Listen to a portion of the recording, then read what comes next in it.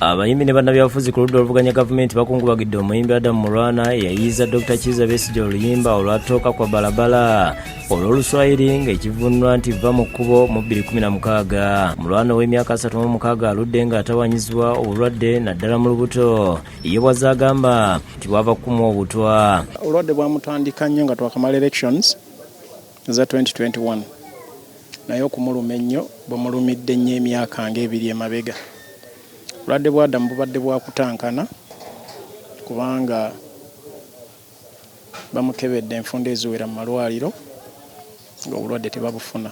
Omwogezi w'ekibiina ky'efudde Ssenajje Nankumbi John Kikonyogo ku lw'ekibiina asaasidde nnyo famire kw'ossa ne bannakibiina okuviirwako omuntu ono.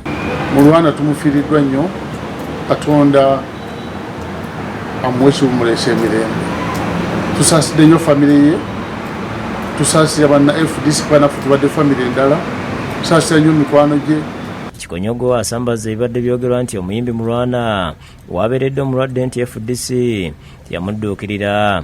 Abadde okumpi ne mukulu Adam bamanyi obuyambi bwe twawaayo naye kiba kya bukopi nnyo okuba nti owadde omuntu obuyambi nga mulwadde nolwekogenda ng'obwasanguza ku mpewo.